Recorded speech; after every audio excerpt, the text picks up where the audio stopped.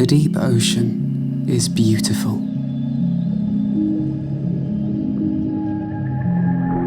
Its scale defies understanding. More than 95% of planet Earth's waters exist in near-perfect darkness, below the glimmering skin of the waves, in a place where no light can reach. By volume, this hidden place is Earth's largest habitat. Let's try something. Close your eyes. Picture in your mind every city you have ever walked, every great forest you have ever visited. Think how endless they seemed as you wandered through. Think of every mountain path you might have climbed, and the view of all the valleys beyond. Think of your home country, the scale of it, the time it takes to commute, let alone cross it. All of these places together would not fill a corner of this abyss. If we turned Mount Everest upside down, its summit would still fall short of the ocean's deepest trench by 2 kilometers. But it is not empty space down here. Down in the fathomless deep, in the veils of blue, in the cavernous trenches, and among all the strange and shifting rocks that build its floor, there is life to be found. In every corner, there is life. The things that dwell down here may seem to you and I to play by strange and unfamiliar rules, and take on curious, perhaps otherworldly forms. But truthfully, it is a matter of perspective. A frog may appear just as alien as an anglerfish to a person who has never seen one. And within this busy world of brave new wonders, every one has a purpose, and weaves that great purpose into its own story. So please, settle in. Breathe a little more slowly. Let the light thin. Imagine pressure folding over you. And sink. We begin with weight. A weight that presses from every side. And sound. The ocean, that ancient cathedral whose nave is darkness, whose stone is water, whose organ is the clicks, cracks, and threaded songs of uncounted species casting their vibrations through the dark. Sperm whales click and boom with the loudest biological sounds on Earth. Coral reefs crackle with the tiny snaps of shrimp and fish. And all of it carried further, faster, and truer than sound can ever travel through air. To be precise, sound moves over 4 times faster in water than in air, because water's tightly packed molecules transmit vibrations more efficiently than air's spread out molecules. In a way, the water is but the hide of a great drum whose skin is struck ceaselessly by the lives within it. The ocean is shaken into song by the beating of 1,000,000 lives. And here we hang at the threshold. Above us, the sunlit skin of tides. Below us, the night kingdom, indifferent to those tides. The ocean begins here, in the truth that most of this planet is not made for us at all. Let's take a look at what wonders we find.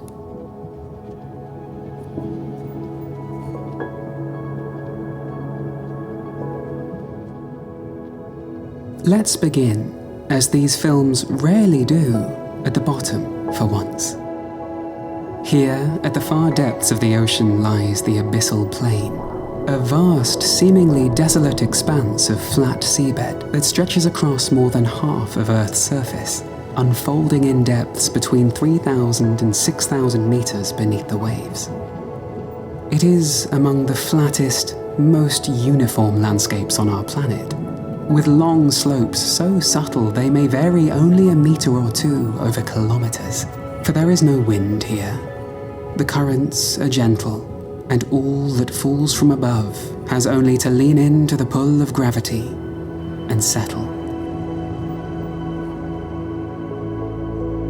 There's nowhere else quite like it, and it remains one of the least explored realms on Earth. No sunlight at all penetrates, and the pressure rises to hundreds of times what we feel on land. But in this seeming emptiness, faint richness accumulates. The sediment falls slowly through thousands of meters of water. The entire sea floor gathered from a fine drift of dead bits and pieces. You could think of it as the ocean's dandruff, but perhaps the more beautiful name is marine snow. It doesn't look like much, but that mud is miles deep in time. The dust of continents, the shells of plankton, the soft snow of all that has died above. In remote basins, this can settle at about 1 millimeter per 1,000 years. Leave it long enough and it builds hundreds of meters thick. In the oldest basins, more than 1.5 vertical kilometers of silt lie pressed into the sea floor, each layer a page in the ocean's book of time. So it's no wonder a host of animals have settled here, many of which have forsaken the ability to swim. We find detritivores, creatures that are the sustainers and recyclers in a realm of scarcity. On this dark carpet, a workforce of invertebrates toil endlessly. They churn the sediment, feeding on the organic detritus that drifts down. Foremost among them are the sea cucumbers. Just briefly, here's a quick word from our sponsor. Thank you to Opera for sponsoring Natural World Facts. Opera is my new secret weapon for exploring the ocean right from my desk. When I'm researching the strangest deep-sea life forms, I'm full of questions, like what is the deepest known record of the vampire squid? With Opera's built-in AI tool, Aria, I can hit Command/ or Control/, type my question right into the command line, and get instant, reliable answers without opening a new tab or breaking my workflow. Aria works in a number of ways. You can ask it to generate images, give it an image to analyze, or use it to draft your emails, research projects, or even pin tabs before you lose them. Music is my marine snow. It's essential, or sometimes whale noises are, for those long nights researching and script writing. But I hate stopping my workflow just to switch a song. You can control your music right from the player with 7 built-in streaming services. The music player can even be detached, so you can move it anywhere you want, both inside and outside the browser window. Opera's split screen mode is invaluable. Drag a tab down for 2 windows on one screen, no more juggling or resizing manually, while tab islands keep everything neatly grouped by topic so your cephalopod and bivalve research never mix, which is a common problem, I know. I can just collapse or expand my tabs whenever I need them. You can try out Opera for yourself by clicking the link in the description box. Let's go back to the deep now. Sea cucumbers. Soft-bodied and slow-moving, they glide across the mud like living conveyor belts, swallowing sediment and sifting it for nourishment.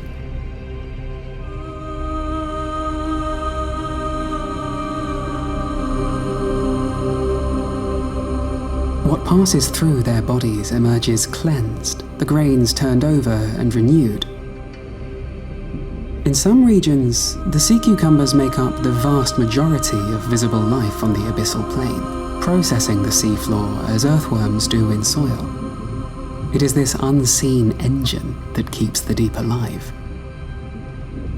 Among them prowl the giant isopods, cousins of the woodlouse or pillbug, but here grown to nearly 1/2 meter long. Like in a forest where fungi and insects decompose the fallen, here too this cleanup crew keeps the cycle of life turning. Nothing is wasted in the deep. Every flake and scrap of flesh is taken up by someone and recycled into the living weave of the abyss.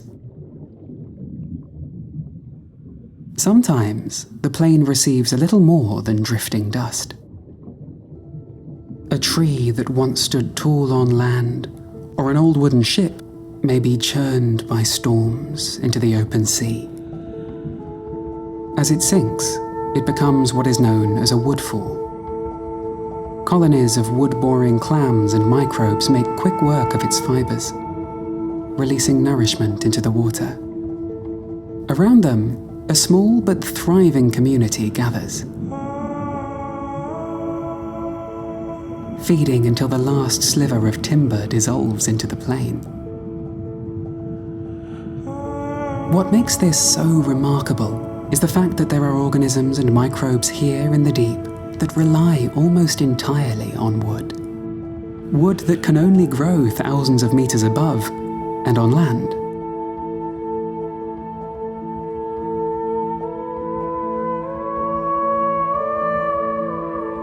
And wood is no easy meal. It's built from lignocellulose, cellulose and hemicellulose fibers locked within a matrix of lignin that resists decay. To crack it, specialists enlist microbial partners that supply powerful enzymes, converting land-grown carbon into animal biomass on the abyssal floor. Across months to years, woodfalls undergo succession. Early colonists, amphipods, isopods, bacteria, give way to wood-boring bivalves and their associates. Later, chemosynthetic mats and specialist invertebrates dominate before the resource is exhausted. Community composition varies by region and depth, but again and again the pattern holds. A tree from a distant shore becomes an island of energy, stitching terrestrial productivity into the deep sea's food web.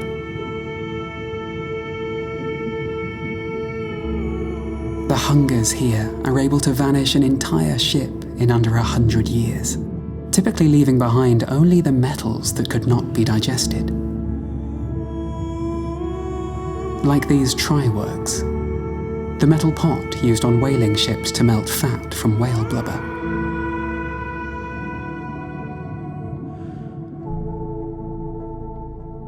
There are exceptions to this rule.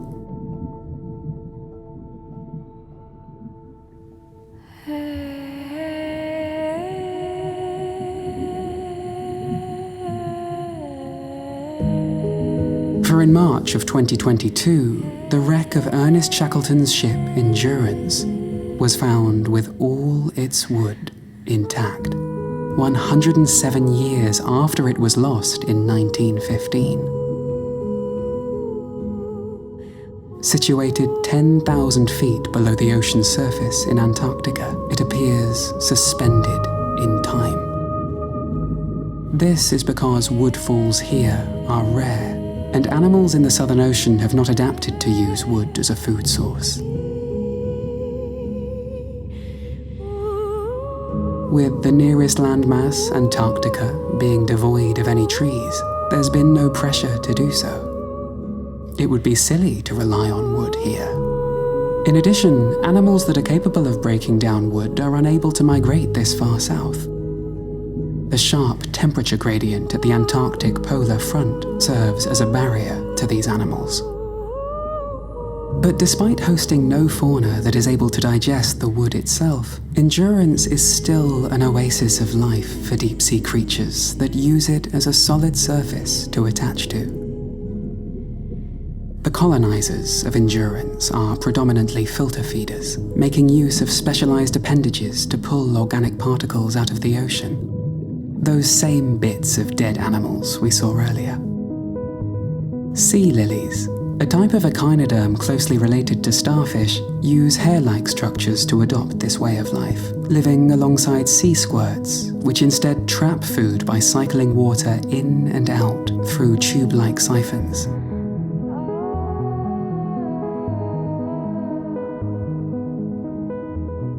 A brisingid sea star also decorated the helm, waving its arms in the water to catch debris. Wood is not the only feast to feed the deep. Greater still, And accessible to more than just those few who can digest wood are the whale falls.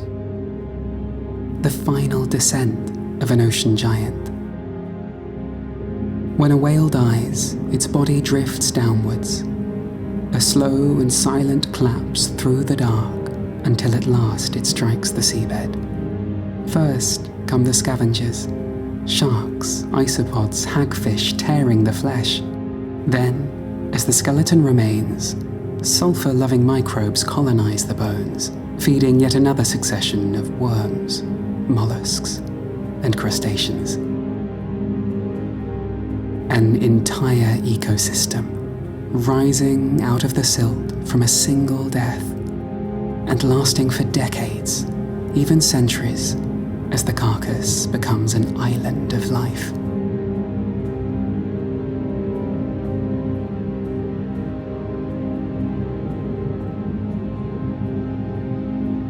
And slowly flakes away to join the silt, as if it had never been there at all.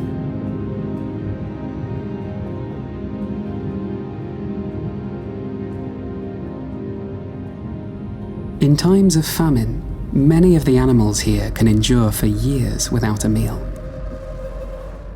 In feast, they gorge until they can scarcely move. They are survivors shaped by scarcity, holding their vigil on the plain.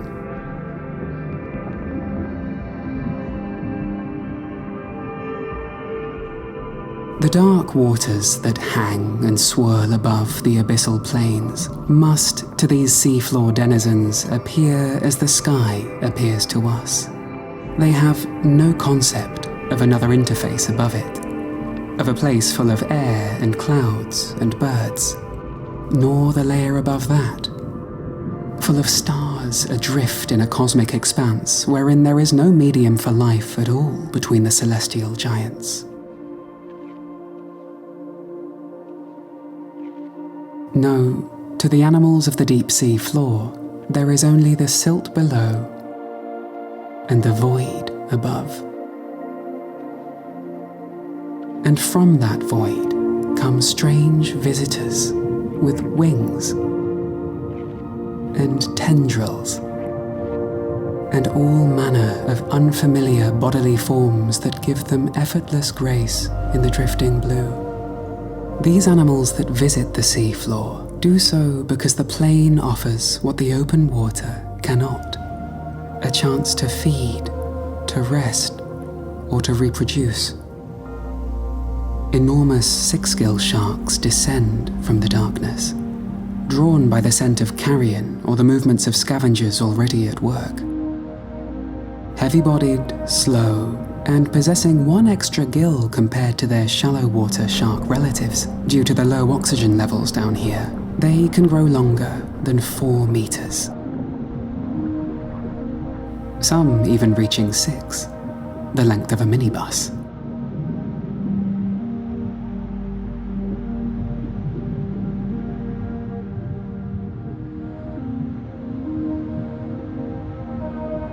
There are ghost sharks too, the Chimaeras. They're not true sharks, but ancient cousins, a lineage that diverged more than 400 million years ago, long before the dinosaurs. Their bodies taper into whip-like tails, and their wing-like fins carry them low over the seafloor, as though in slow flight. They feed not in sudden strikes, but by pressing their mouths to the mud. With jaws lined in hard grinding tooth plates, they crush crabs, clams, and the armor of small invertebrates that had burrowed down into the beds. Sensitive patches of skin on their snouts detect their faint electrical signals, guiding them to these hidden meals. And their eyes, among the largest of any fish at their size, are tuned to gather what little light is present in the bioluminescence of others.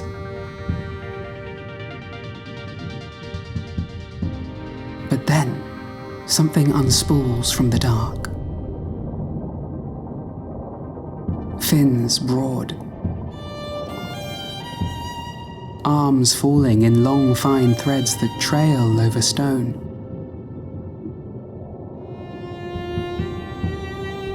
This is the bigfin squid, Magnapinna. It is rarely seen. There are fewer than a couple of dozen confirmed encounters worldwide, but its outline is unmistakable. 8 arms and 2 tentacles held at right angles beneath the body, bent like elbows. The filaments dropping like fishing lines into the current. Some individuals measure over 6 meters in total length. What these filaments do is still a mystery, and scientists suspect they are a calm, passive hunter. Perhaps the squid holds its arms out and simply lets life bump into them. Or perhaps it drifts low and lets the filaments graze the sea floor to gather whatever they touch. They roam widely through the ocean, and deeper than any other squid yet known. NOAA has filmed bigfins around 2,000 to 2,400 meters. More recently, a juvenile was documented in the Philippine Trench at 6,212 meters, down in the hadal zone, making it the deepest squid observation on record. A visitor from a dark few eyes have ever seen.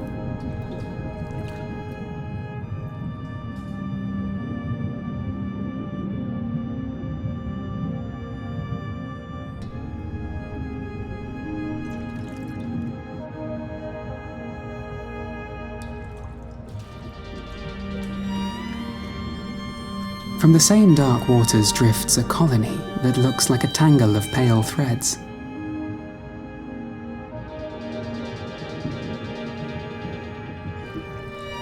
Bathyphysa conifera.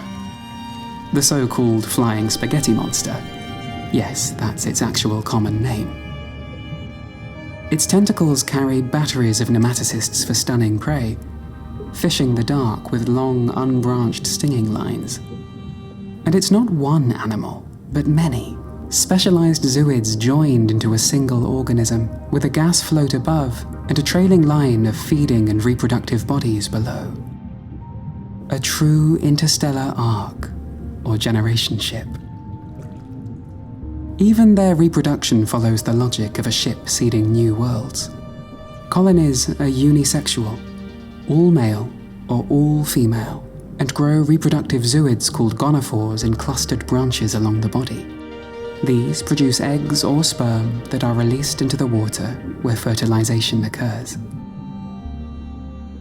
From the fertilized egg develops a protozoid, a single founding polyp that buds the rest of the colony, all the feeding, defensive, and reproductive modules until a new siphonophore is built from many lives acting as one.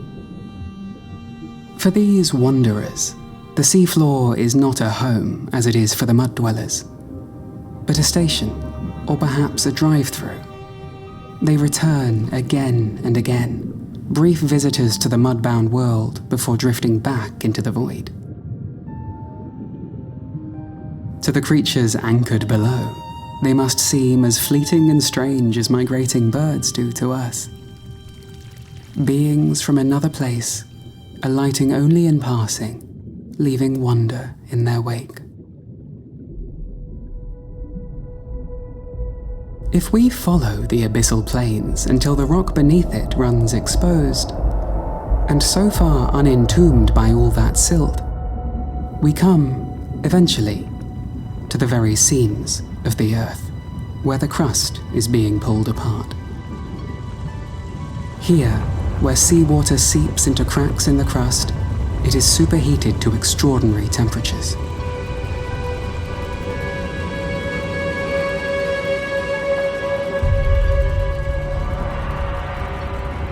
Often more than 400 degrees Celsius before rushing back into the ocean.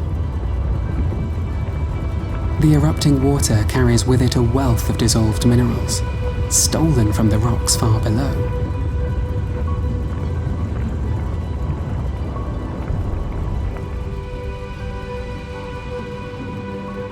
As the hot fluid meets the cold seawater, those minerals crystallize out, building tall chimneys of stone and metal.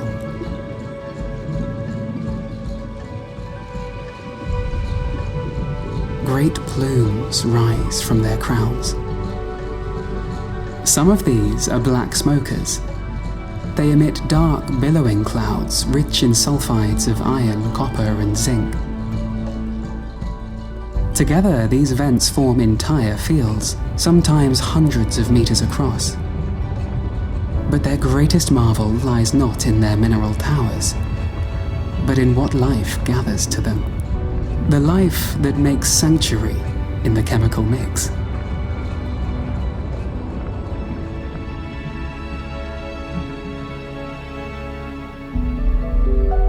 A living fuzz coats the rock. It is formed of vast colonies of chemosynthetic microbes, stretching out in hair-like filaments. Unlike almost all life on Earth, they have no need of sunlight. Instead, they draw their energy from the vent's chemical torrents. Hydrogen sulfide, methane, iron, and transform them into sugars through a process called chemosynthesis.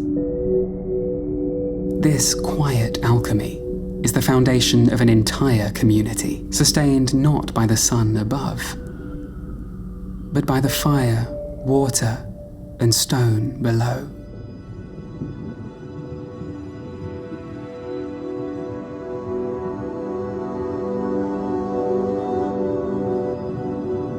Wondrous are the creatures that have surrendered mouth and stomach entirely.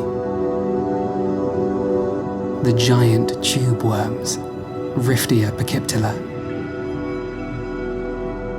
They root themselves in the vents, their bodies sheathed in long white tubes that grow to 3 meters, or nearly 10 feet.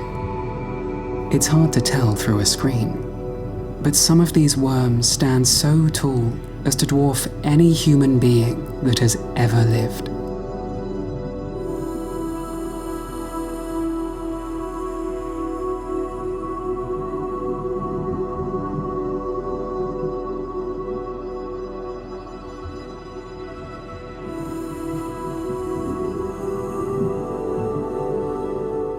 At their tips, a crown of crimson feathery plumes unfurls, rich with blood pigments that draw in the vent's chemical breath. Beneath, the body is pale and hollow, for these worms have neither mouth nor gut. Instead, within lies an organ called a trophosome, home to billions of the bacteria. The microbes feast on the sulfides drawn from the vents, and in return they feed their host. The worms cannot live without the microbes.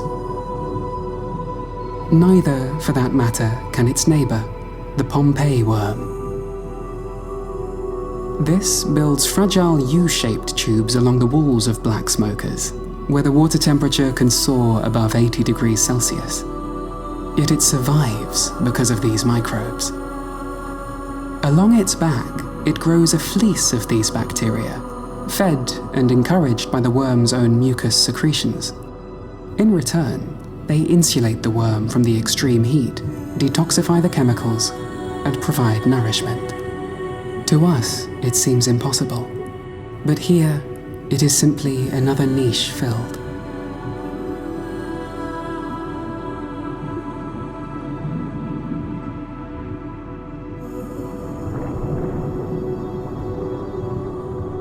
Creatures of the deep are rather good at making the most of any habitat or resource. Deep-sea skates, relatives of rays, use the outskirts of vents or hot seeps at seamounts to incubate their eggs among the warm rocks.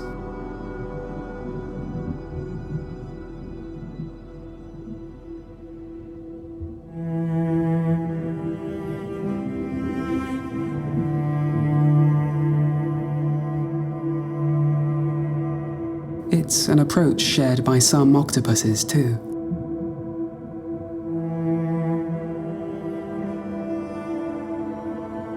At Dorado Outcrop, off the coast of Costa Rica, hundreds of deep-sea octopuses gather.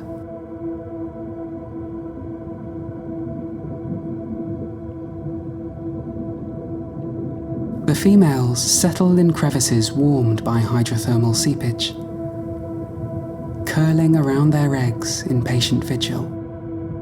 Here they brood for years, waiting for their young to hatch, and do not seem to leave their eggs unattended, not even to feed. The warm waters from the hydrothermal vents in the area likely plays a role in increasing the mother's metabolic rates, which speeds up embryonic development compared to typical deep-sea abyssal octopods. Even so, the eggs of some octopus gardens take up to 4 years to hatch, theirs being the longest incubation time in the entire animal kingdom.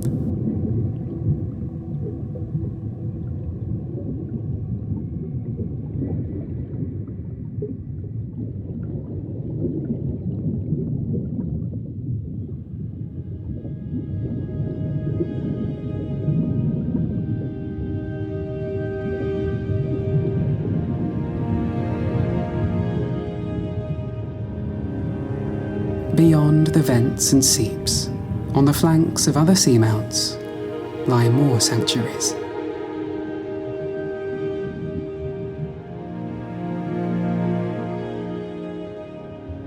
There are great coral gardens spread across the slopes, thriving not in sunlight, but from currents bearing nutrients and prey from the deep.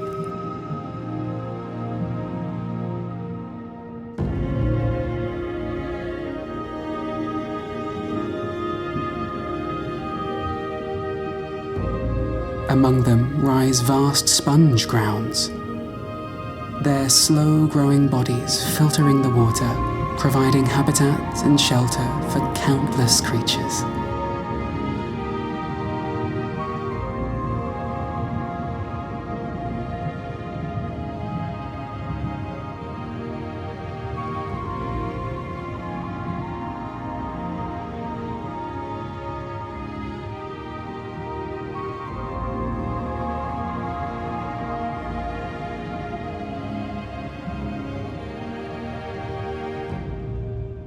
But not every part of the ocean is blessed with some kind of sanctuary. Far above the vents and the seamounts, there are vast regions with no anchor, no rock, and no refuge.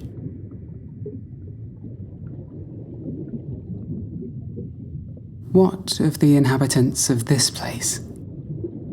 What of those who spread their wings and brave the void in place of putting down roots? What of those who do not visit the abyssal plains and stay where there is only the endless blue or yawning black, fading into haze?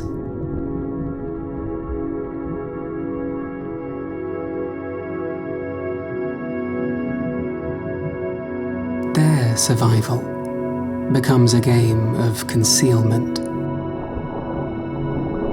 They must blend in by any means necessary, for they cannot wedge themselves into a rock or burrow into silt up here.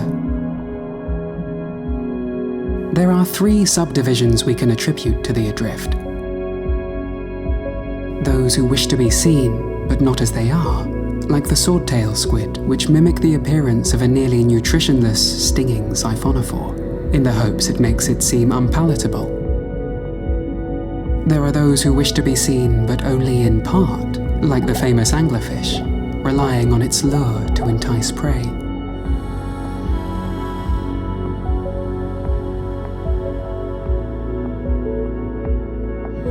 And there are those who do not wish to be seen at all. This is by far the most popular choice. So much so that everywhere you look in the pelagic void, you will find some new and interesting variation in their way of making themselves disappear. If you're able to find them in the first place, that is. They might be bright silver, so as to reflect as much light as possible, and thus blend in with that light.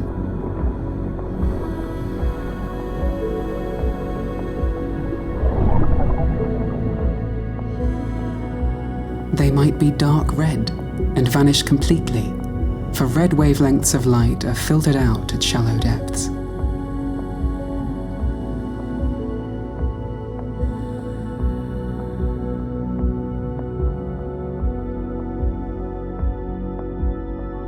They might have dark upper surfaces and bright bellies to blend their silhouette from every angle.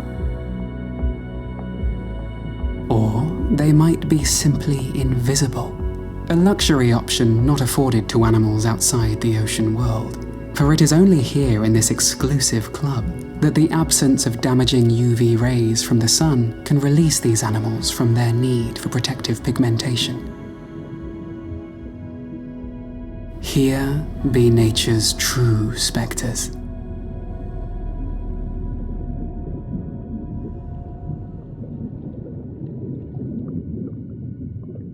From the void drifts a near invisible wanderer. The telescope octopus, Amphitrite pelagicus.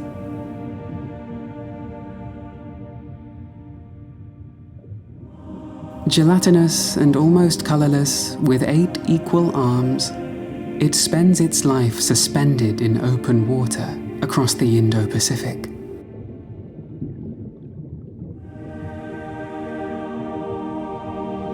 It is the only octopus with tubular eyes, elongated cylinders that protrude like tiny periscopes to gather the faintest scatter of light in the midwater dark. It's one of the only truly pelagic, that is, open water, octopus species, and recorded from about 150 to 2,000 meters down.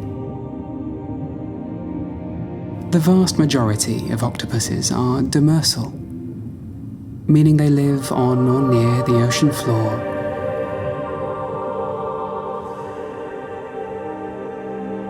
and typically in dens they construct from rocks and other seafloor structures.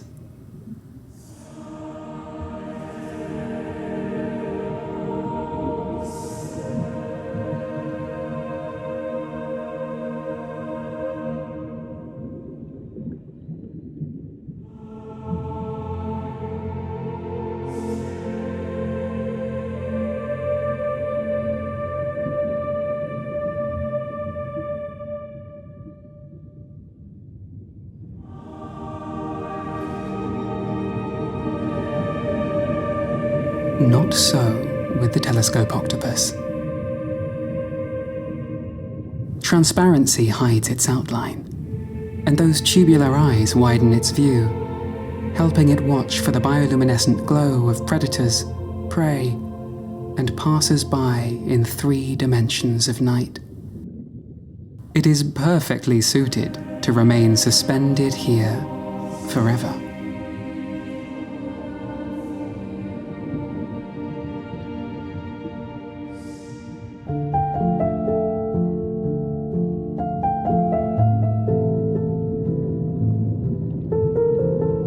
As with anywhere in nature, where there is space to be used, animals will use it.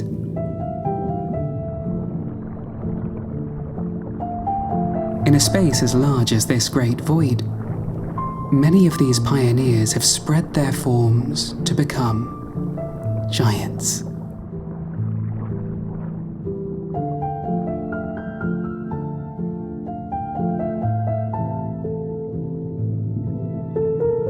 And in a space without any shelter, the giants become the shelter. The folded cloaks of jellyfish, becoming the tender arms of guardians, shepherding life through the watery plain.